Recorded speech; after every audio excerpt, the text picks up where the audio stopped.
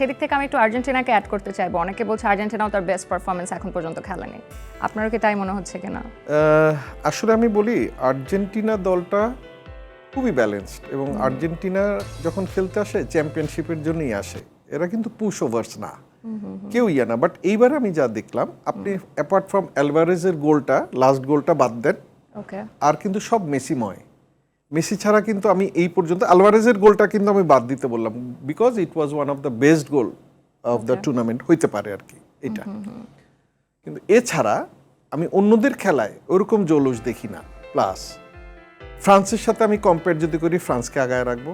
স্পেনের সাথে যদি আমি মানে কম্পেয়ার করি, আমি স্পেনকে আগায় রাখবো।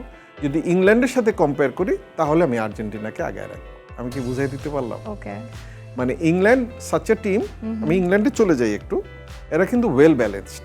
বাট ইংল্যান্ডে যে পরিমাণ খেলে প্লেয়ারগুলো, তারা কিন্তু মোস্ট অফ দেম আর ফ্যাটিক। দেখবেন তাদের খেলায় কিন্তু ওরকম স্পিডই না, লাইক ফ্রান্স ওরকম স্পিড নাই।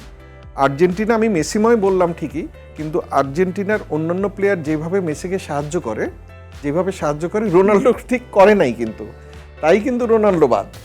কিন্তু আর্জেন্টিনা যেটা সুবিধা, মেসি একা যখন খুশি তখন গেম বদলিয়ে দিতে পারে। তো সেই জিনিসটা তো প্রেডিক্ট করা ইজ ভেরি ডিফিকাল্ট। কারণ ইজিপ্টের সাথে খেলাটাই ধরেন, কে ভাবলো যে লাস্ট 12 মিনিটসে 3টা গোল দিবে? তর্ক বিতর্ক যেটা হয়েছে সেটা আমি সাবসাইড করলাম, ওকে, সেটাতে গেলে আজকে আর টক শো শেষ হবে না। তো ওইটা বাদ দিলে 12 মিনিটে 3 গোল করা not a matter of joke. তো সুতরাং যেই 4টা টিমে উঠেছে, আপনি ওয়ার্ল্ড র্যাঙ্কিংই দেখেন না, 1 2 3 4, এমনও হয় নাই যে 1 5 7 2 এরকম না।